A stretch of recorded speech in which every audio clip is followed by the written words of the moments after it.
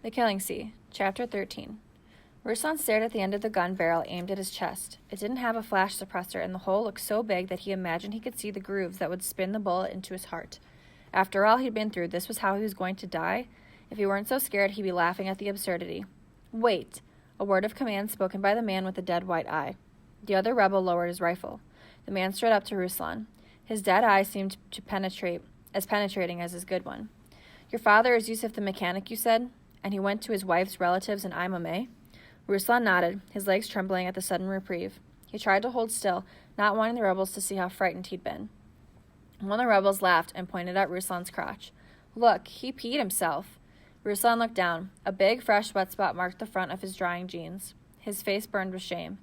"Aw, little boy," the man who pointed the gun said. "You didn't really think I'd shoot you, did you?"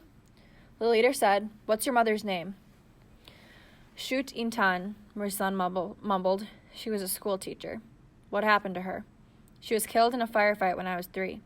The leader murmured with the scar man and then told Ruslan, "You come with us." "Where?" "Wherever I tell you." "But I need to get to Imame." The leader's smile didn't reach his good eye. "You're with us now. Where are your family? We need a pair of strong shoulders like yours. Lots of stuff to carry." Ruslan knew that rebels occasionally forced young males into service, sometimes for months. He had to escape from these men. He had to get to Imame, but for now he had to play it smart and go along. They gave him a zippered gym bag to carry that was heavy as a rock. What was inside? Ammunition for the rifles? Grenades? He hiked in the middle of the group, the men spread out and keeping a casual but close eye on him. They came to a destroyed village, houses obliterated down to the foundations, with trails of smashed bricks and tiles pointing like arrows away from the coastline. The rebels scavenged through the debris. They found a carton of bottled water, the seals unbroken. These they divided among themselves, 2 each. The leader made sure Ruslan got his share, which he put in his knapsack on his back. The scarred rebel found a gold headdress and a broken wardrobe. He unzippered Ruslan's gym bag and put the headdress inside. Other gold objects glittered within. There were also wads of money. Ruslan said nothing. They came to 2 bodies, a shirtless man and a woman in a sarong and headdress. The scarred rebel patted the male's pockets. He shook his head, but the female had a gold chain that he unfastened from her neck and handed to Ruslan. Ruslan backed away in horror. "This is sacrilege!" The leader turned to Ruslan, piercing him with a dead eye. "If we don't take it now, somebody else will take it later. There are survivors with us that we must feed. Take the chain." The scarred rebel held his rifle as though he was ready to use it on Ruslan for real this time. Ruslan added the chain to his bag. The leader stood over the corpses and murmured a quick prayer. The band made their way along a littered road to the edge of the brown river, twirling away to the coast in the small town of Tayunum. Even this far inland, the bridge's roadway had been torn out by the force of the flood, but one metal beam and the cable that supported its guy wires still spanned the 100 yards to the other side of the river. The first rebel slung his rifle over his shoulder and climbed up onto the girder to start crossing. An idea popped into Ruslan's mind. He faked a shudder. "I can't swim." The scarred man patted his shoulder. "You're not swimming." "What if I fall?" "Good point. I better take that bag." Ruslan was third onto the girder, a metal I-beam whose flat top was the width of his hands, wide enough with the cable's guy wires offering good handholds.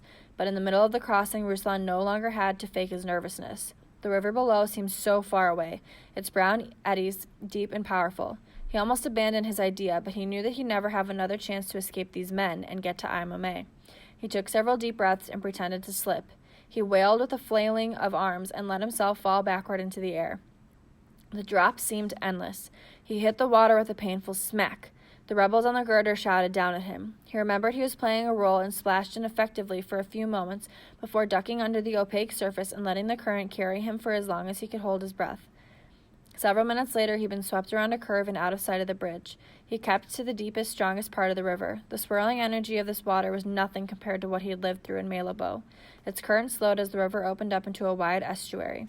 Ruslan began swimming awkwardly in his jeans and shoes to the high northern bank beyond which lay Tayunum. Several bodies floated in the shoreline reeds. Ruslan ignored them. The dead, it seemed, would now be as much part of his life as the living had been. After he squished up the opposite bank, it took only one glance to know there was no more Tayunum, no more farmers tending to their fields, no more fishermen hauling their catch to market.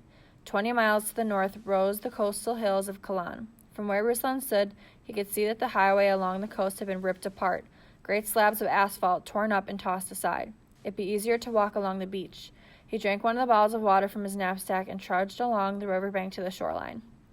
For a mile out to sea, the waters were still brown, streaked with long patches of foam.